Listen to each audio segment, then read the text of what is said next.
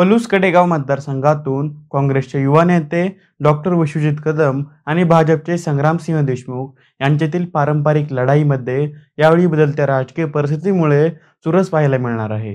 या मतदारसंघातील कदम देशमुख या संघर्षाला कुंड्यांच्या लाड गटाचा असलेला तिसरा कोण सध्या तरी कदमांच्या तंबूत परतला असला तरी महाविकास आघाडी विरुद्ध महायुतीतील सामना लक्षवेधी ठरण्याचे चिन्ह आहेत। दोन्ही उमेदवार साखर कारखान्याशी संबंधित असल्याने आणि उपसा सिंचन योजनांच्या पाण्यामुळे सधनतेच्या मार्गावर आलेला या मतदारसंघात घाटाखालचा आणि घाटावरचा या वादाला मात्र या निवडणुकीत फारसे स्थान मिळेल असं वाटत नाही।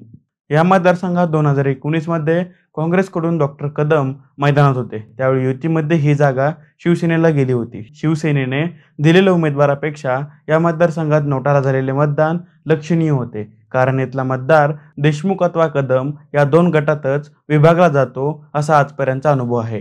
पुणे पदवीधर मतदारसंघाच्या निवडणुकीत या मतदारसंघातील क्रांती कारखान्याचे संस्थापक चेअरमन आमदार अरुण लाड हे मैदानात होते, तर विरोधात जिल्हा परिषदचे माजी अध्यक्ष देशमुख होते।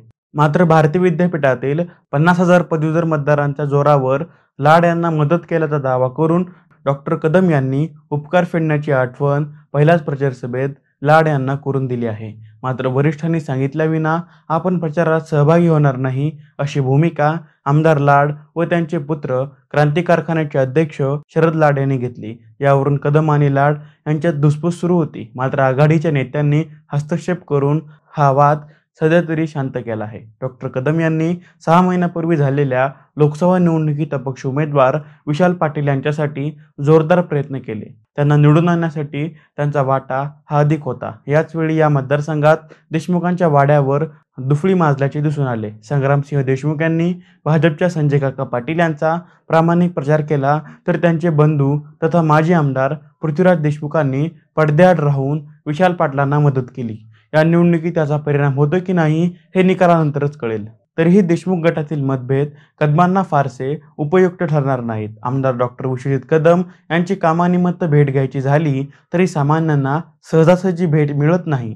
संपर्क टाळण्याचे त्यांचे प्रयत्न आणि कोशात राहण्याची भूमिका सामान्य मतदारांना रुचणारी नाही। शिक्षण क्षेत्राच्या माध्यमातून जो लाभार्थी आहे त्यांची पिढी आता मावळतीकडे आहे। नव्या पिढीला स्वर्गीय पतंगराव कदम यांचे योगदान, धडाडी, निर्णय घ्यायची क्षमता याची आठवण मात्र येत राहणार आहे। तो वारसा जपला जात आहे का नाही हे तर निकालानंतरच कळेल। डोंगराई देवीच्या खोऱ्यासह चौरंगी नात्याच्या नजरेच्या टप्प्यात आहे पलूस कडेगाव मतदारसंघ। अवघे 7 रुपये खिशात टाकून लोखंडी पेटी डोकावर ठेवून विद्येचे माहेरघर आणि मराठा संस्कृतीची राजधानी म्हणून ओळखल्या जात असलेल्या पुण्यात जाऊन शैक्षणिक क्रांती घडविणारे स्वर्गीय डॉक्टर पतंगराव कदम यांचा हा मतदारसंघ। तसाच डोंगरी कपाऱ्यातील शेतीला संजीवनी जर मिळायची असेल तर शाश्वत पाणी व्यवस्था झाल्याशिवाय पर्याय नाही असे म्हणत चालत आलेले स्वर्गीय संपतराव देशमुख यांचा हा मतदारसंघ। पूर्वीचा वांगी भिलवडी या नावाने ओळखला जाणारा हा मतदारसंघ पुनर्रचनेनंतर पलूस कडेगाव या 2 तालुक्यांचा झाला। आज या उत्तुंग कर्तव्य निर्माण करणाऱ्या नेत्यांच्या पुढच्या पिढीतील राजकीय सत्ता संघर्ष नव्या राजकीय वळणावर आला आहे। या भागातील शेतीचा विकास झाला तो सिंचन योजनांना मिळालेल्या गतीमुळे। सोनहिरा, डोंगराई, क्रांती, गोपूज या साखर कारखान्याच्या माध्यमातून ऊसपट्टा निर्माण झाला। ऊसाचे पैसे हाती आल्यानंतर कोरडवाहू असलेला हा भाग प्रगतीच्या वाटेवर चालत आहे। पतंगराव कदम यांच्या विचाराचारात काँग्रेस असली तरी सत्तेसाठी त्यांनीही काँग्रेसशी संघर्ष करावा लागला होता। देशमुख गटाने राष्ट्रवादीतून बाहेर पडत भाजपच्या तंबूत प्रवेश केला आहे।